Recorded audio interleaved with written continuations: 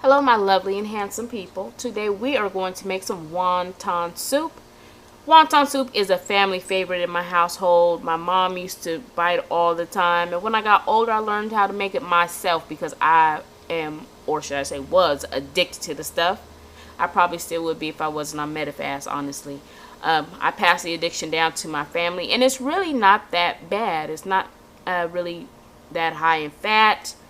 It's just, it's just the bomb, honestly. I can't even find a word. So the first thing I'm going to do is get my water chestnuts. That's what I'm doing now. And I'm just chopping it up. And we want to make sure that it's chopped up really finely. Once you have it chopped up, go ahead and set it aside. And we're going to work on our next step. Let's get some lean ground pork. I cannot emphasize enough to make sure it is lean, because if you have regular ground pork, your soup's going to come out very oily, and you don't want an oily soup. Let's go ahead and take those water chestnuts that we chopped up at the beginning of this video, and we're going to add that with our ground pork. Now I'm going to go ahead and add in my spices. Your spices can be found at your grocery store, or you can just go ahead and go to the Dollar Tree like I did. Nothing is wrong with using Dollar Tree spices. So the first thing I'm going to add will be my ground ginger. This is a must-have for my recipe. Do not skip out on the ground ginger. The next thing we're going to add will be onion powder. And you'll find that I'm not adding any salt to our meat because, for one, it's ground pork, and ground pork does not need salt. And two, our wonton base already has salt in it, but we'll get to the wonton base in a couple of minutes. Next, we're going to go ahead and add some garlic powder.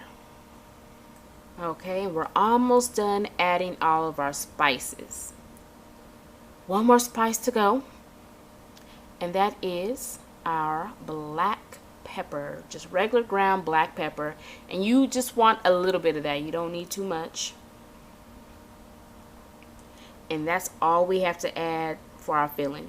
So go ahead, dig in, and let's mix that all up.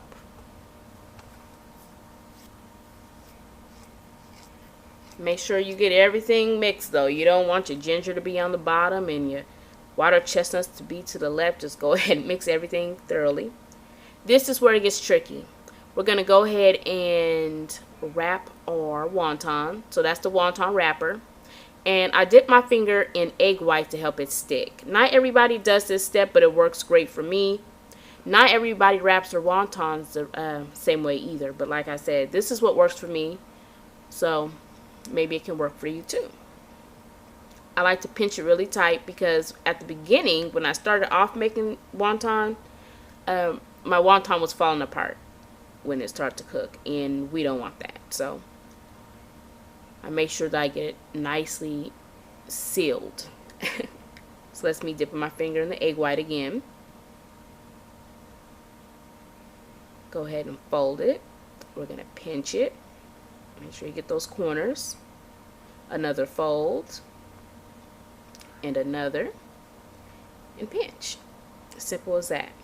So when you're done wrapping all those wontons, it's time to put them in the pot. So that pot has water, of course, and some wonton base.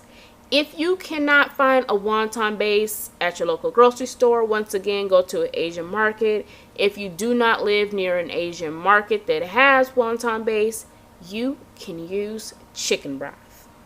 That will work just as fine. So I'm just making sure that I get all my wonton in there because I made a lot. I made enough to last my husband a couple of days because, like I said, he eats the crap out of wonton soup.